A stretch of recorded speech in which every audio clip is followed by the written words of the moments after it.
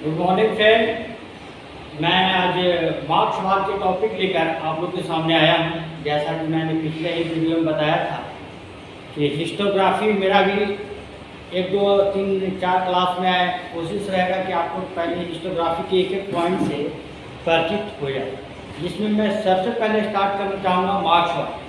मार्क्सवाद क्या कहता है कि एक सबसे ऊपर होता है उत्पादन के साधन और नीचे होता है इकोनॉमिक स्ट्रक्चर। लेकिन दो वर्गों में हमेशा उत्पादन के साधनों पर कब्जा करने के लिए या उसे प्राप्त करने के लिए संघर्ष चलता है, स्ट्रगल चलता है।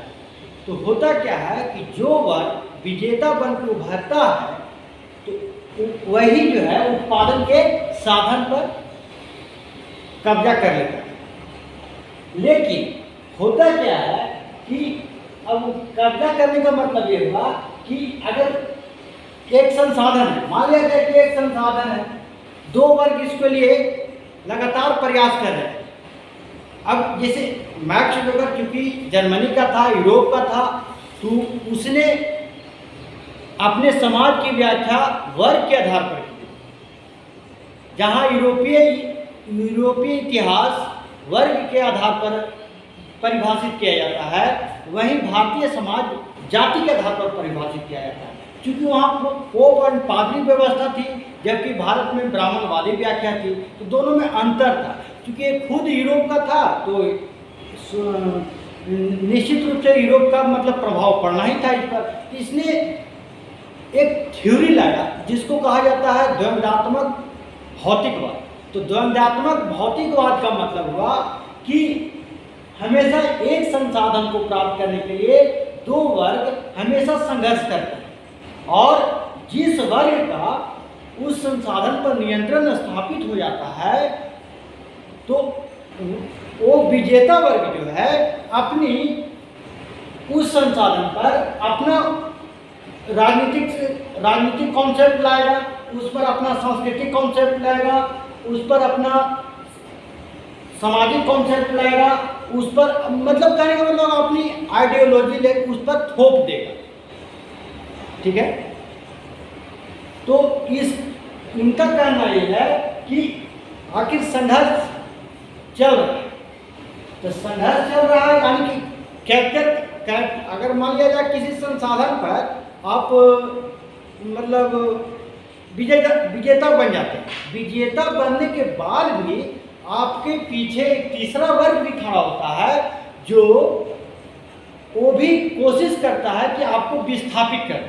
तो यही कारण है कि जो विजेता वर्ग है अपनी आइडियोलॉजी के माध्यम से, अपना राजनीतिक पॉइंट ऑफ व्यू से, अपना इकोनॉमिक पॉइंट ऑफ व्यू से, अपने विचारधारा से हमेशा चाहता है कि मैं संसाधनों पर नियंत्रण मेंटेन रखूं। जैसे मैं भारतीय पूंजीवाद कहीं समझूं, मान लिया जाए कि मुकेश अंबानी की कंपनी है जियो, रूल्स रेगुलेशन तो उन्होंने बनाया। तो होता क्या है कि हमेशा मुकेश अंबानी चाहेंगे कि मेरा नियंत्रण बना रहे, क्योंकि उनके पीछे भी और कंपटीटर लोग खड़ा बैक से खड़ा, जो अगर उनके हाथ में उत्पादन के साधन पर नियंत्रण आ जाए तो हो सकता है कि उन्हीं को विस्थापित कर दें। तो मैक्स वेबर मात्र इतना ही समझाना चाहता था कि संसाधन पर कैप्चर करने के लिए दो वर्गों में हमेशा संघर्ष चलता है। जो वर्ग विजेता बनकर उभरता है वही उस पर अपनी आइडियोलॉजी को थोप देता है, मतलब आरोपित कर देता है, या मतलब उसको क्या कहेंगे, लागू करवाने की कोशिश करता है उसी के तहत। और इकोनॉमिक स्ट्रक्चर, अब इसमें समस्या क्या है कि इसने जो व्याख्या की केवल पूंजीवाद, मतलब ये कि हुआ था क्या कि मार्क्स जो बात अपने लेकर आया था वो केवल पूंजीवादी व्यवस्था पर व्याख्या करने के लिए आया था। ये अलग बात है कि जब आप डीप स्टडी करेंगे या पढ़ेंगे तो समझ में आएगा कि तार्किक जब समाजवाद का विकास होता है तब जाके मतलब इसकी बातों को प्रश्रय मिलती है। लेकिन सबसे ज़्यादा इसका कॉन्सेप्ट जो हमेशा समझाने की कोशिश रहे कैपिटलिज्म पर। तो इसमें हमें सबसे ज़्यादा समझने की जरूरत इतना ही है कि जिस समय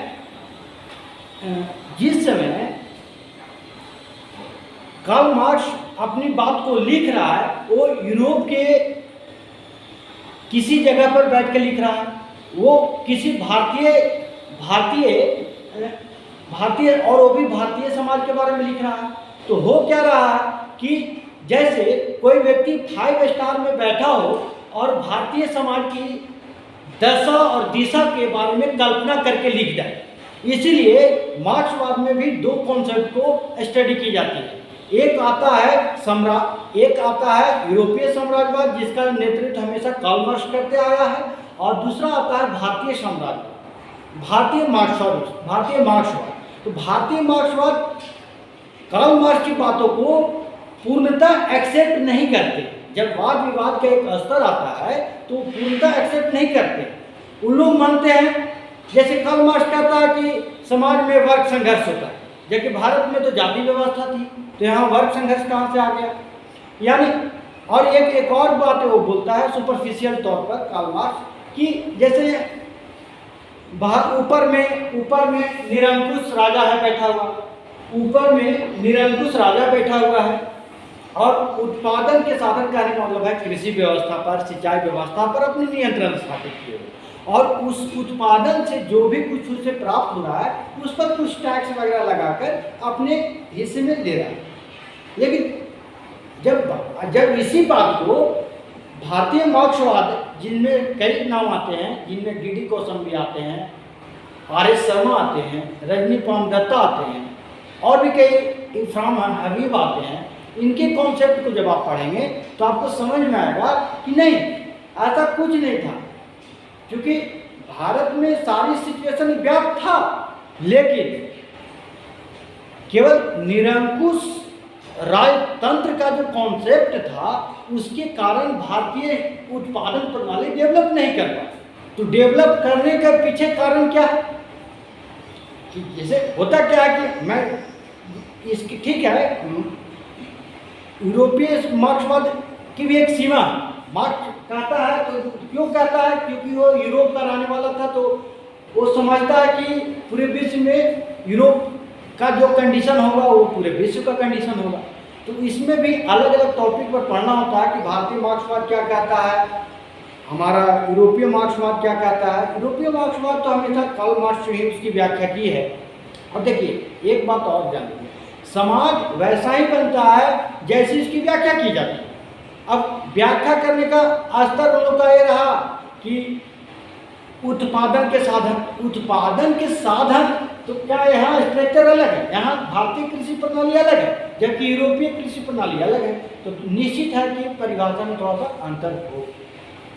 इसमें बेसिकली इतना ही समझना है मार्क्सवाद में कि उत्पादन के साधन पर नियंत्रण स्थापित करने के लिए 2 वर्गों में हमेशा संघर्ष होता है, और जो वर्ग विजेता बन के उभरता है वो हमेशा चाहेगा कि मेरा आने वाले समय में भी हमेशा नियंत्रण बना रहे। तो वह उसी के अनुसार राजनीतिक परिवर्तन करेगा, वह उसी के अनुसार सांस्कृतिक परिवर्तन करेगा, वह उसी के अनुसार सामाजिक परिवर्तन करेगा, वह उसी के अनुसार अपनी आइडियोलॉजी को लाएगा। यानी कहने का मतलब यह है कि आपका स्ट्रक्चर तो हो गया, लेकिन उसको नियंत्रण आप बनाए लॉन्ग टर्म तक कैसे बनाए रखेंगे? उसको नियंत्रण करने के लिए एक तीसरा वर्ग भी आपके पीछे खड़ा है, जो हो सकता है कि आपसे अगर मजबूत स्ट्रॉन्ग पॉलिसी में आए तो आपको भी विस्थापित कर सकता है। और सर एक बात और कि भारतीय मार्क्सवाद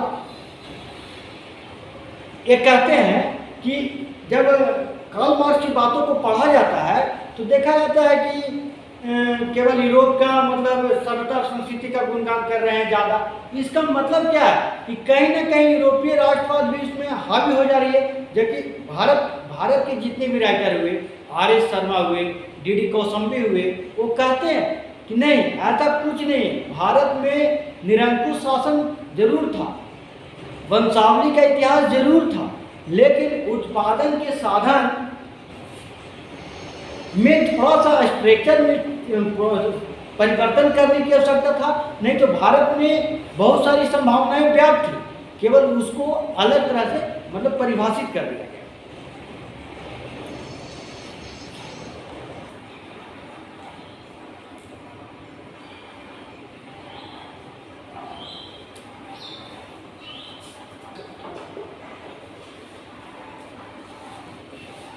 मार्क्सवाद कहता है कि एक आता है वर्ग संघर्ष, स्टॉक मार्केट, वर्ग संघर्ष। तो वर्ग संघर्ष में विजेता वर्ग दो वर्गों में हमेशा मान लिया जाए कि ए और बी में संसाधनों पर नियंत्रण प्राप्त करने के लिए संघर्ष होगा। तो संसाधनों पर नियंत्रण प्राप्त करने के लिए जैसे संघर्ष होगा तो एक न एक वर्ग तो विजेता बन के उभरेगा ही। तो एक न एक वर्ग जब विजेता बन के उभरेगा, वैसी स्थिति में मान लिया जाए कि ए और बी में संघर्ष हो रहा है संसाधनों पर नियंत्रण स्थापित करने के लिए, तो होगा क्या, मान लिया जाए कि ए जीता। तो ए जीतने के बाद क्या होगा, वो अपनी चाहेगा कि जो मैं उत्पादन के साधन हैं, उत्पादन के साधनों पर अपनी राजनीतिक संप्रभुता स्थापित करूं, मैं अपनी सांस्कृतिक संप्रभुता स्थापित करूं, मैं अपनी विचारधारा को बनाए रखूं। इसका मतलब ये है कि वर्ग संघर्ष, चूंकि वर्ग संघर्ष तो यूरोपीय समाज का कॉन्सेप्ट था, लेकिन जो ये व्याख्या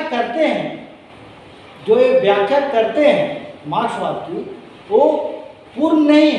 क्योंकि हमें ऐसा लगता है कि कोई भी थ्योरी अपने आप में पूर्ण नहीं होती है, हर एक व्यक्ति की अपनी सीमाएं होती है, हर एक संस्था की अपनी सीमाएं होती है, हर एक समाज की अपनी सीमाएं होती है। तो इनका कहना है कि ठीक है, जो आप थोप दिए ऊपर से, तो आप अपना आइडियोलॉजी तो हमेशा मेंटेन रखें, जबकि भारतीय मार्क्सवाद कहता है कि नहीं, यहाँ उत्पादन के साधन सही थे, लेकिन केवल निरंकुश राजतंत्र की कमजोर नीतियों के कारण भारत में उत्पादन उतना उच्च स्तर का नहीं हो पाया।